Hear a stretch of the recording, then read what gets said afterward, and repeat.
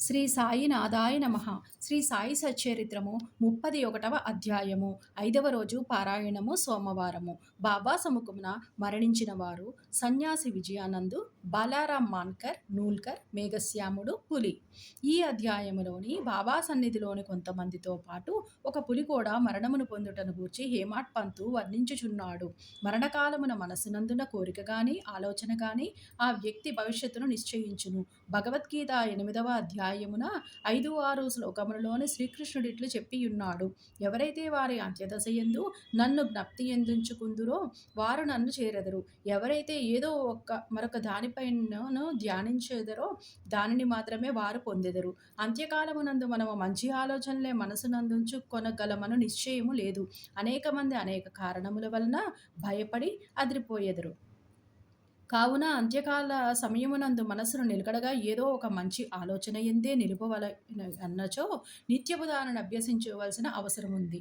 భగవంతుని ధ్యానము చేయుచు జ్ఞప్తి ఎందుంచుకొని ఎల్లప్పుడూ భగవన్నామస్మరణ చేసినచో మరణకాలమునందు గాబరా పడవలసిన అవసరం ఉండదు. గాబరా పడకుండా ఉండగలమనియు యోగీశ్వరులందరియును మనకును బోధించుచుందురు. భక్తులు యోగులకు సర్వస్య శరణాగతి చేసెదరు. ఏలనగా సర్వజ్ఞుడగు యోగులు దారి చూపి అంత్యకాలమున సహాయము చేసెదరనియు వారి నమ్మకము. అటువంటివి కొన్ని ఇచ్చట చెప్పెదము. 1 విజయానంద్ అను మద్రాసు దేశపు సన్యాసి మానస సరోవరమునకు యాత్రార్థమై బయలుదేరను. మార్గములోని బాబా సంగతి విని షిరిడీలోని ఆగెను. అక్కడ హరిద్వారము నుంచి వచ్చిన సన్యాసియకు సోమదేవ స్వామిని కలుసుకొనను. మానస సరోవరపు యాత్ర గూర్చి వివరములను కనుగొనను. మానస సరోవరము గంగోత్రికి 500 మైళ్ళ పైన గలదనియు ప్రయాణములోని కలుగు కష్టములన్నింటినీ ఆ స్వామి వర్ణించెను. మంచు ఎక్కువనియు భాష ప్రతి 50 క్రోసులకును మారుననియు భూటాన్ ప్రజలు సంశయ నైజమును వారు యాత్రికులను పెట్టు కష్టములు మొదలగు వానని చెప్పెను. దీనిని విని సన్యాసి నిరాశ చెంది యాత్రను మానుకొనెను. అతడు బాబా వద్దకేగి సాష్టాంగ నమస్కారములు చెయ్యక బాబా కోపించి ఇట్లనను: ఈ పనికిమాలిన సన్యాసిని తరిమివేయుడు. వాని సాంగత్యము మనకుపయుక్తము కాదు. సన్యాసికి బాబా నైజము తెలియనందున అసంతృప్తి కలిగెను. కూర్చుండి జరుగుచున్న విషయములన్నింటినీ గమనించుచుండెను. అది ఉదయమున జరుగు దర్బారు సమయము. మసీదు భక్తులచే క్రిక్కిరిసియుండెను. వారు బాబాను అనేక విధములుగా పూజించుచుండిరి. కొందరు వారి పాదములకు అభిషేకము చేయుచుండిరి. వారి బ్రొటనవేలు నుంచి తీర్థమును కొందరు త్రాగుచుండిరి. కొందరు దానిని కండ్లకద్దుకొనుచుండిరి. కొందరు బాబా శరీరమునకు అత్తరు చందనములను పూయుచుండిరి. జాతి మత భేదములు లేక అందరూ సేవ చేయుచుండిరి. బాబా తనను కోపించినప్పటికీ అతనికి బాబా యందు ప్రేమ కలిగెను. కావున అతనికి ఆ స్థలము విడిచిపెట్టుటకు ఇష్టము లేకుండెను. అతడు షిరిడీలోని 2 రోజులుండిన పిమ్మట తల్లికి జబ్బుగా ఉన్నదనియు మద్రాసు నుంచి ఉత్తరం వచ్చెను. విసుగు చెంది అతడు తన తల్లి వద్దకు పోగోరెను. కానీ బాబా ఆజ్ఞ లేనిదే షిరిడీ విడువలేకుండెను. ఉత్తరము తీసుకొని బాబా దర్శనమునకై వెళ్ళెను. ఇంటికి పోవుటకు బాబా ఆజ్ఞ వేడెను. సర్వజ్ఞుడగు బాబా ముందు జరగబోయినది గ్రహించి, నీ తల్లిని అంత ప్రేమించువాడవైతే సన్యాసమెందుకు పుచ్చుకొంటివి? కాషాయ వస్త్రములు ధరించువానికి దేనియందు అభిమానమును చూపుట తగదు. నీ బసకు పోయి హాయిగా కూర్చుండుము. ఓపికతో కొద్ది రోజులు కూర్చుండుము. వాడాలోని పెక్కు దొంగలున్నారు. తలుపు గడియ వేసుకుని జాగ్రత్తగా ఉండుము. దొంగలు అంతయును దోచుకొని పోయెదరు. ధనము ఐశ్వర్యము మొదలగునవి నిత్యము కావు. శరీరము శిథిలమై తుదక నశించును. దీనిని తెలుసుకొని నీ కర్తవ్యమును చేయుము. ఇహలోక పరలోక వస్తువులన్నింటియందు గల అభిమానమును విడిచిపెట్టుము. ఎవరైతే ఈ ప్రకారముగా చేసి హరి యొక్క పాదములను శరణు వేడెదరో వారు సకల కష్టముల నుంచి తప్పించుకొని మోక్షమును పొందెదరు. ఎవరైతే భక్తి ప్రేమలతోని భగవంతుని ధ్యానము చేసి మననము చేసెదరో వానికి దేవుడు పరిగెత్తుకొని పోయి సహాయము చేయును. నీ పూర్వపుణ్యం ఎక్కువొకటచే నీవిక్కడకు రాగలిగితివి. నేను చెప్పిన దానిని జాగ్రత్తగా విని జీవిత పరమావధిని కాంచుము. కోరికలు లేనివాడవై రేపటి నుంచి భాగవతమును పారాయణము చేయుము. శ్రద్ధతో 3 సప్తాహములను చేయుము. భగవంతుడు సంతుష్టి చెంది నీ విచారములను తొలగించును. నీ భ్రమలు నిష్క్రమించును, నీకు శాంతి కలుగును అనిరి. అతని మరణము సమీపించినందున బాబా అతనికి విరుగుడును ఉపదేశించెను. బాబా కూడా తన దేహావసాన సమయాన మృత్యుదేవతకు ప్రీతి కలిగించే రామ విజయమును చదివించెను. ఆ మరుసటి ఉదయము స్నానము మొదలగునవి ఆచరించిన పిమ్మట విజయానందుడు భాగవతమును లెండి తోటలోని ఏకాంతమున చదువుటకు ప్రారంభించెను. 2 పారాయణములు చేయగానే అలసిపోయెను. వాడాకు వచ్చి 2 దినములుండెను. 3వ రోజు ఫకీరు బడే బాబా తొడపై ప్రాణములు వదిలెను. బాబా ఒక రోజంతయును శవము నటలే ఉంచుటనెను. పిమ్మట పోలీసు వాండ్రు వచ్చి విచారణ జరిపి శవ సంస్కారమునకు ఆజ్ఞ ఇచ్చిరి. యాదోచితముగా శరీరమును తగిన స్థలమునందు పూడ్చిరి. ఈ విధముగా బాబా ఆ సన్యాసి సద్గతికి సహాయపడెను.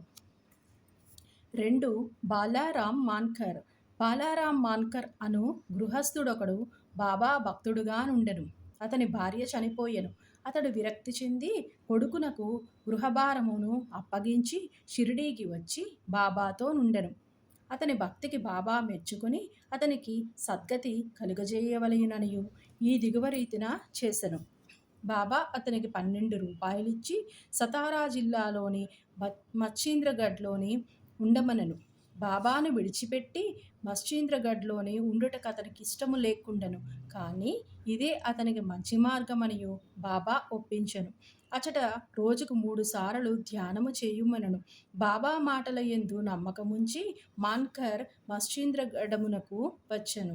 అక్కడి చక్కని శుభ్రమైన దృశ్యమును, శుభ్రమైన నీటిని, ఆరోగ్యకరమైన గాలిని, చుట్టుప్రక్కల గల ప్రకృతి సౌందర్యమును చూచి సంతసించి బాబా సెలవిచ్చిన ప్రకారము మిక్కిలి తీవ్రముగా ధ్యానము చేయ మొదలెడెను. కొలది దినముల పిమ్మట ఒక దృశ్యమును కనెను. సాధారణముగా భక్తులు సమాధి స్థితి యందు దివ్యానుభవములను పొందెదరు. కానీ మాన్కర్ విషయములోని అట్లుగాక చైతన్యమునకు వచ్చిన పిమ్మట దివ్య దర్శనము లభించెను. అతనికి బాబా స్వయముగా కనిపించెను.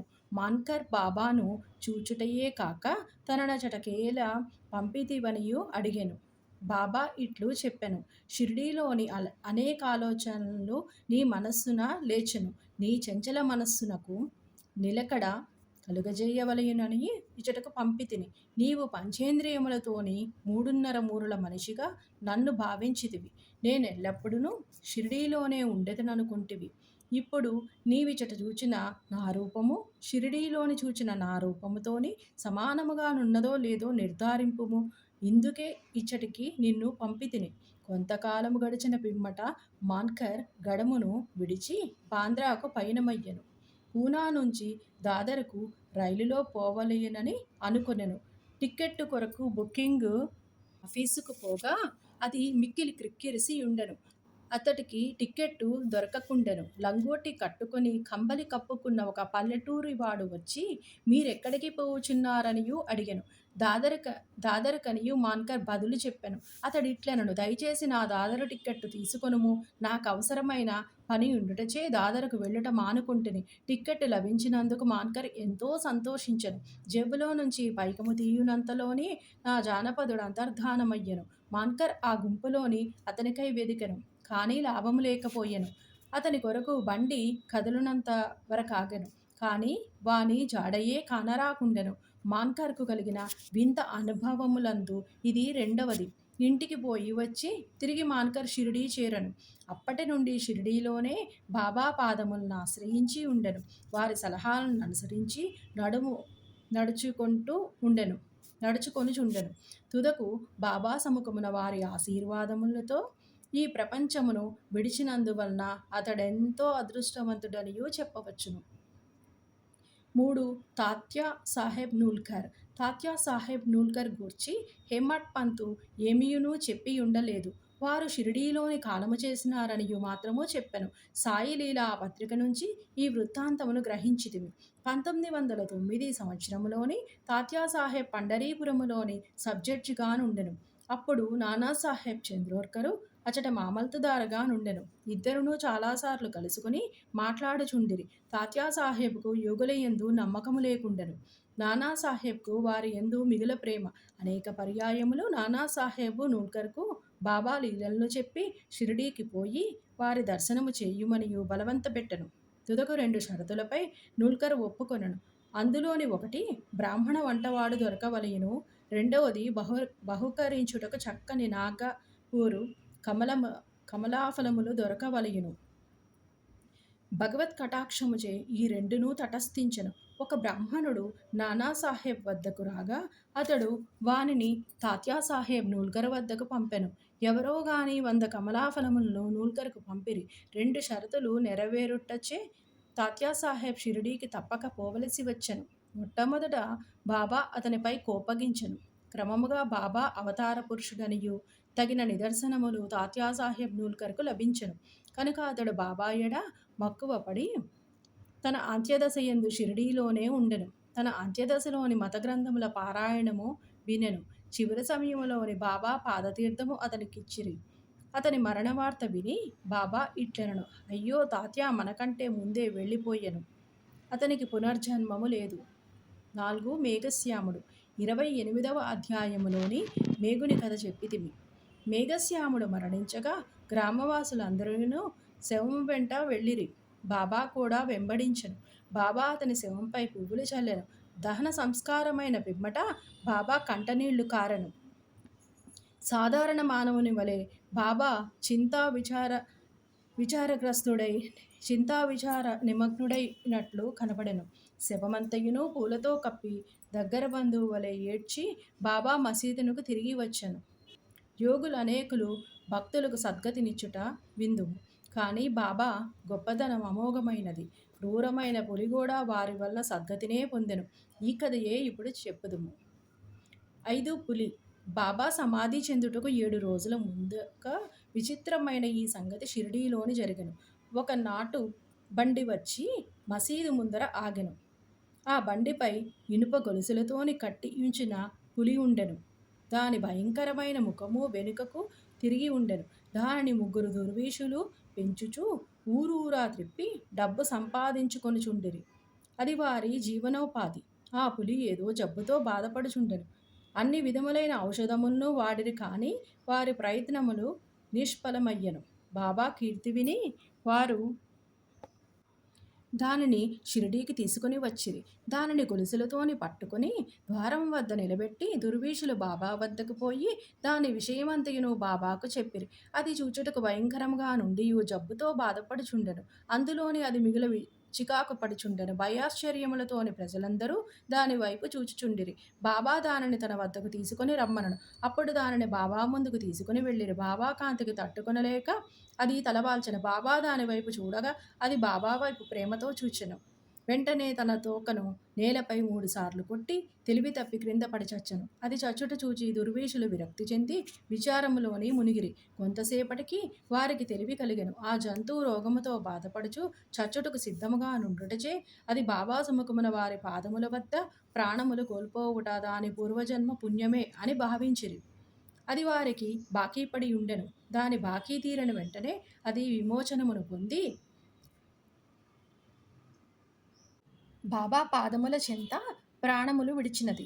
యోగుల పాదముల కడ వినమ్రులై ప్రాణములు విడిచివారు రక్షింపబడుదురు. వారెంతో పుణ్యము చేయనిదే వారికట్టి సద్గతి ఎట్లు కలుగును? శ్రీ సాయి నాథాయ నమః. 31వ అధ్యాయము సంపూర్ణము. సద్గురు శ్రీ సాయి నాథార్పణమస్తు. శుభం భవతు.